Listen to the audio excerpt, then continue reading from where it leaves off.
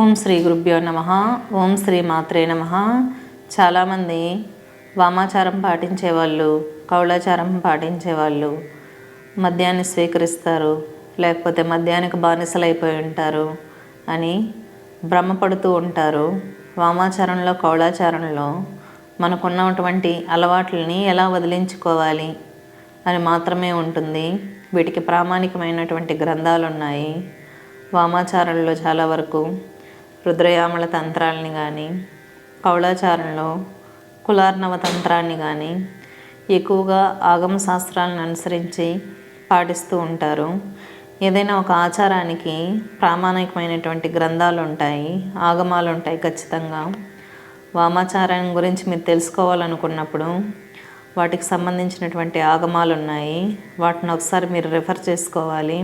శాక్తేయం కౌళాచారం గురించి కూడా మీరు తెలుసుకోవాలంటే వాటికి సంబంధించినటువంటి కులార్ణవ తంత్రం కానీ, యామల తంత్రాలు అంటే కౌళాచారం ఏంటంటే అర్ధనారీశ్వర తత్వం కాబట్టి యామల తంత్రాలన్నీ రుద్రయామల తంత్రం కావచ్చు, కులార్ణవ తంత్రం కావచ్చు, బ్రహ్మయామల తంత్రం కావచ్చు. యామల తంత్రాలన్నీ శివుడు శక్తి కలిసి ఉన్నప్పుడు, అర్ధనారీశ్వర తత్వంలో ఉన్నప్పుడు ఉద్భవించినటువంటి తంత్రాలు, వారి యొక్క స్థితిని గురించి తెలియజెప్పేవి. ఆ తంత్రాలని మీరు ఫాలో అవ్వండి. మీకు సరైనటువంటి గురువు లభించినప్పుడు, పరమేశ్వరుడే అందరికీ గురువు కాబట్టి పరమేశ్వరుడు మానవాళికి అందించింది కౌళాచారం, వామాచారం అనేది. ఈ ఆచారాలలో ఒక మనిషికి ఉన్నటువంటి దురలవాట్లను మెల్లగా ఎలా వదిలించుకోవాలి అనేది నేర్పిస్తుంది, కానీ విచ్చలవిడిగా ఎలా ప్రవర్తించాలి అనేది నేర్పించదు. సపోజ్ ఒక మనిషికి మద్యం, మాంసం, శృంగారం బాగా అలవాట్లు ఉన్నాయనుకోండి, వాటిని క్రమక్రమంగా ఎలా వదిలించుకోవాలి అనే విషయాన్ని మాత్రమే వామాచారం గడి కౌళాచారం కానీ బోధిస్తాయి. సాక్షాత్తు ఆ పరమశివుడే మనకి అన్ని ఆచారాలలోకెల్లా కౌళాచారం ఉత్తమమైంది అని చెప్పి ఉన్నాడు. కాబట్టి పరమశివుడిని ఫాలో అయ్యి ఆగమాల్ని ఫాలో అవ్వండి. ఆగమాల్లో, నిగమాల్లో అన్నీ ఉంటాయి.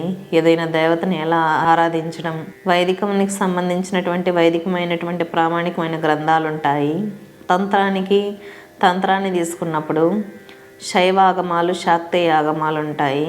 మీకు ఎవరైతే ఉపాసన దేవత బాగా ఇష్టమో ఆ ఉపాసనకు సంబంధించినటువంటి, ఆ దేవతకు సంబంధించినటువంటి ఆగమాన్ని తీసుకొని ఆ దేవతను ఎలా ప్రతిష్ఠ చేసుకోవాలి, ఎటువంటి నివేదనలు చేయాలి, ఎలా ఉపాసన చేసుకోవాలి అని ఆ దేవత యొక్క ఆగమ శాస్త్రంలో ఉంటుంది. ఆగమ శాస్త్రాలు తెప్పించుకోండి. తెలియనప్పుడు ఎవరైనా బ్రాహ్మణుల దగ్గర వెళ్ళి కనుక్కోండి. తంత్రాలు ఎవరైతే పాటిస్తూ ఉంటారో అటువంటి వారి దగ్గరికి వెళ్ళి రెఫరెన్స్లు మీరు తీసుకోవచ్చు, తీసుకొని జపాలు చేసుకోవచ్చు. చాలామంది ఉపాసన చేసేటటువంటి వ్యక్తులు పాటించాల్సిన నియమాల గురించి మనం ఈరోజు చర్చించుకుందాం. ఉపాసన చేసే వాళ్ళు ఎక్కువగా ఎవరి గురించి పట్టించుకోకూడదు. మీ యొక్క ఉపాసన దేవత, మీ గురువు, మీరు, ఇది మాత్రమే మీ మైండ్లో ఉండాలి. ఎక్స్టర్నల్ విషయాల గురించి మీరు మాట్లాడినప్పుడు, అనవసరమైన విషయాల గురించి మీరు పట్టించుకున్నప్పుడు మీ మంత్రశక్తి అనేది చాలా వేస్ట్ అయిపోతుంది. కాబట్టి పక్కింటోళ్ళ గురించి, ఎదురింటోళ్ళ గురించి పట్టించుకోకుండా మీ మంత్రాది దేవత గురించి మాత్రమే మీరు ఆలోచిస్తూ మీ ఉపాసన మాత్రమే మీరు చేయండి.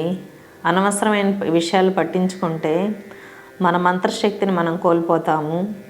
ఎక్కువగా మానసికంగా ప్రశాంతంగా ఉండడం కోసం మనసుని ప్రిపేర్ చేయండి. ఎక్కువగా ఎదుటి వ్యక్తుల గురించి, ఎక్కువగా సోషల్ మీడియా ఇప్పుడు అవైలబుల్లో ఉంది కాబట్టి సోషల్ మీడియాలో చాటింగ్లు, వీటి ద్వారా మీకు అనవసరమైన టైం వేస్ట్. మీరు మానసికంగా ప్రశాంతంగా ఉంటూ మీ గురించి మీరు, మీ ఉపాసన దేవత గురించి మీరు ఆలోచించుకున్నప్పుడు మాత్రమే మంచి రిజల్ట్స్ ఉంటాయి. అనవసరమైన విషయాల గురించి, అనవసరమైన వ్యక్తుల గురించి ఆలోచించడం ద్వారా మీ ఎనర్జీని, మీ అదృష్టాన్ని కూడా మీరు కోల్పోతారు. మీ పక్కన నెగిటివ్ పీపుల్ ఉంటే మీ ఆరా కూడా నెగిటివ్గా తయారవుతుంది. కాబట్టి నెగిటివ్ పీపుల్కి దూరంగా ఉంటూ ప్రకృతికి చాలా దగ్గరగా ఉండండి. పాజిటివ్ పీపుల్ మధ్యలో ఉండండి. సత్సంగాలలో గడపండి.